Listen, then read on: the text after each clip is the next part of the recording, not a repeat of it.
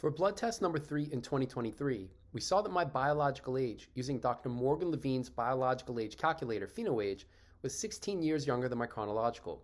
Similarly, when using aging.ai, it was 17 years younger. So what's contributing to these data? So first up, let's take a look at supplements. And for those who are familiar with the channel, the first two shouldn't be a surprise. I was diagnosed with hypothyroidism in my 20s, so I've been taking levothyroxine since then. And then also in the non-summer months, I supplement with vitamin D, 1,000 IUs per day. But then what's specific to this test is that I supplemented with serine, the amino acid serine, and vitamin B6, or more specifically pyridoxal 5-phosphate, for the 49-day period that corresponded to blood test number 3. In other words, the day of blood test number 2, which was March 6, 2023, to the day before blood test number 3, on April 23rd, 2023, for that 49-day period, my average serine intake was 1.9 grams per day, and my average vitamin B6 intake, including from supplementation, was 11.3 milligrams per day, which is a 3.5-fold increase over my previous average for test number 2. So why serine and B6? Well, first, I expected that serine and B6 would potentially reduce homocysteine, and I have a video on that, so if you missed it, it'll be in the right corner. And then similarly, B6 can potentially increase NAD, and if you missed that video, that too will be in the right corner. Now note that in the presence of serine and B6, which were new supplements, again, that corresponded to blood test number 3, there was no dramatic improvement or worsening of Levine's biological age data in the presence of these two supplements. So you can see that although my most recent test, which was 16 years younger, is a little bit worse than the first two tests in 2023, it's still at the lower end of my range since 2022 and even before then. Similarly, actually not similarly, but although aging.ai data seems like a far stretch from the 27 and 28 that I had for tests 1 and 2 to jump to 33, 33 is still within my range since 2016, from 26 to 34. So I'm not convinced that serine plus B6 dramatically affected my aging.ai age either. So with that in mind, the plan for blood test number 4, and that test will be in June of 2023, is to go higher for serine and B6. And just as some info before we get that test, I'm going to double my serine intake to about 4 grams per day, and my current B6 intake is about 35 milligrams per day, so I've tripled that to see if I can further bring down homocysteine and also increase NAD, while potentially not messing anything else up. All right, what about diet? What diet composition corresponds to test number 3? Here we're going to take a look at my average daily dietary intake. And again, this is the 49-day period from test number 2, right after the blood test number 2, to the day before test number 3. And that's what we can see here. So as I've done in previous videos, I ranked the foods from most abundant in terms of intake to least abundant. So for this test, there were 50 different foods. And then the list is ranked in terms of grams. Now, if you're familiar with the channel, you may notice that these foods and their amounts have been purposely consistent for the past few tests.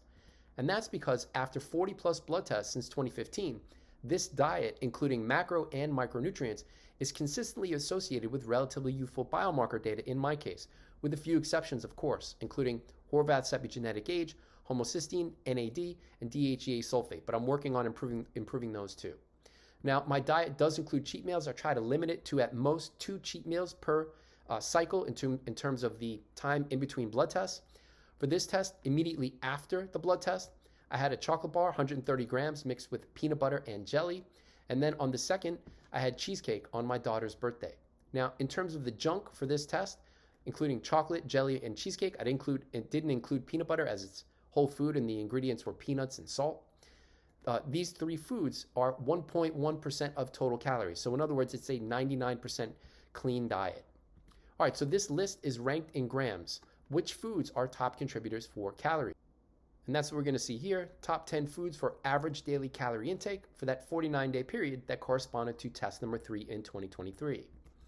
And note that these data are generated with Chronometer, and I track my diet with Chronometer. And if you're interested in tracking your own diet with Chronometer, there'll be a discount link in the video's description. So atop the list in terms of calorie intake, the food that contributes most to my daily calorie intake is sardines. And then for the other 10 foods, it's the same 10 foods that I also had for tests 1 and 2 in 2023, albeit in a somewhat different order. All right, so what about macronutrients and calorie intake? So first, in terms of calorie intake or energy intake, my average daily calorie intake was 2174 per day, which is tied for my lowest average daily calorie intake since I started tracking diet in April of 2015. Note that 2177 was my previous low, and I'm not intending on going lower yet. I'm going to wait for my body weight to plateau before deciding to make a further cut. All right, what about macronutrients? So first, starting with protein intake, 96 grams per day. When multiplied by 4 calories per gram, we get that protein intake was about 18% of total calories. What about fat intake? So average daily fat intake was about 82 grams of fat per day. And when multiplied by 9 calories per gram, that yields about 34% of total calories. And if you're interested in how that fat breaks down, including monounsaturated, polyunsaturated, omega-3, omega-6, saturated, trans fats, and cholesterol, that data is all provided there. All right, next up is carb intake that corresponds to test number 3 in 2023. So first, we can see that total carbs were 300 grams per day, and that might seem like a lot, but note that net carbs equals total carbs minus fiber. Average daily fiber intake for this test was 85 grams per day, and when subtracting that from total carbs, we get a net carbs of 216 grams per day. When multiplying that by 4 calories per gram, we get a net carbs of about 40% of total calories. Now within total carbs, note that I also track total fructose intake, including total fructose, but then also sucrose, because half of sucrose is fructose. Now I eat a lot of fruits and vegetables, so that's one reason to track total fructose intake, but also total fructose is significantly correlated with more blood biomarkers going in the wrong direction than right. So I try to limit my fructose intake as much as possible. And I'll have more on the correlations between diet with blood biomarkers in an upcoming video, if not a live stream sometime in the summer. So for this test, total fructose intake was 58 grams per day, which might seem like a lot, but that's close to my lowest fructose intake since starting diet tracking in 2015, and my lowest was 57.5 grams of fructose, total fructose per day.